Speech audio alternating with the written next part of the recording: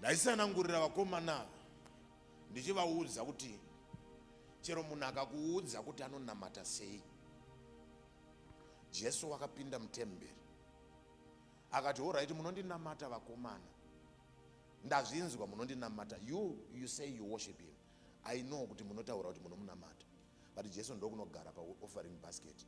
Akati zvimwe zvese mapedza munotaura, but ndakuya kuzomira pa basket pana. Mark chapter 12 verse 41. And Jesus set over against the treasury Akanogara ipapo and beheld how the people cast money into the treasury. akanotarisa maisiro avaita mari mutreasure.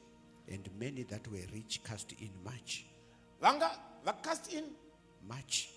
vakaisa zvakawanda vari rich. And there came a certain poor widow. Ndopakauya number 1 widow atomukadzi. 2 poor. Another version says destitute. And what did she do? And she threw in 2 mites. Ndokunokanda 2 mites, which make a farthing. And he called unto his disciples and said unto them, Verily I say unto you, verily I say unto you, that this poor widow had cast more in, and yet she has given a cent, a farthing.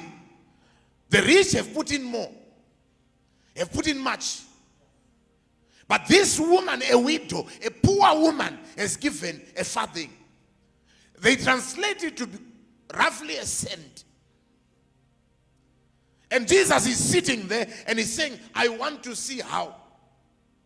If you look for the other passage of scripture that talks about that story, you realize that when Jesus calls his disciples, he says, verily, verily, I say unto thee. Of a truth I say unto thee. So there is a truth that now Jesus is revealing. Because he knows there is an interpretation that may come when the rich put more. There is an understanding that is bound to be birthed when the rich put more. But I've come with the truth.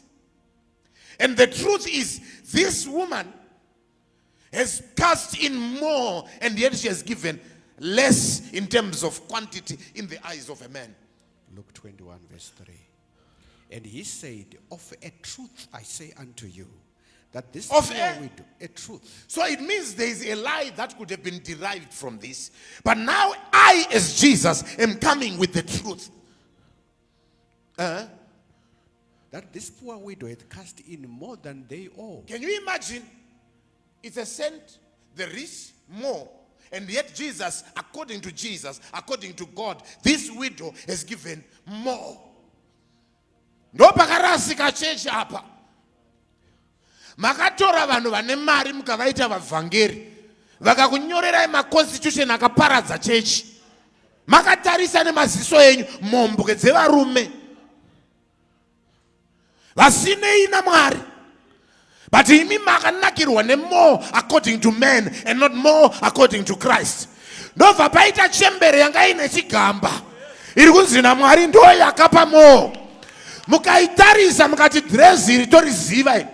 Sketi yane makore amai havachinja vanogara mu one room vanoroja amai ava. But according to Jesus, she had given more.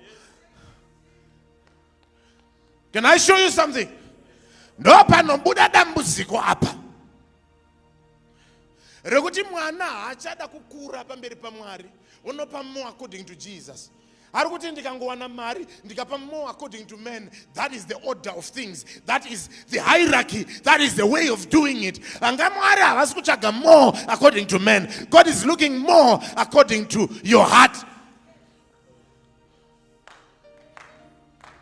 Chii chiri kutsvagwa naMwari pamukadzi uyu? Enda unotarisa.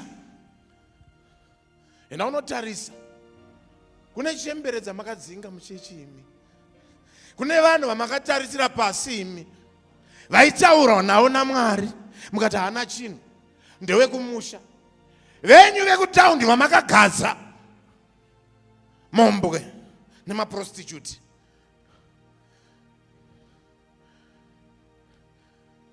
Church boards are full of prostitutes and wicked people nowadays.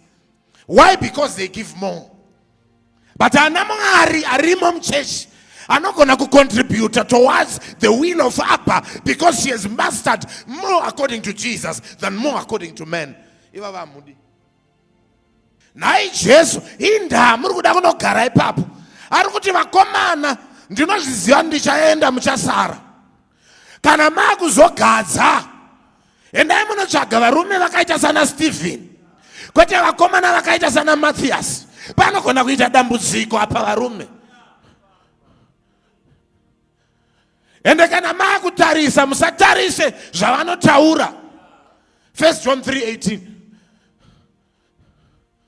Musatarise zvavanotaura. Endai munotarisa moyo.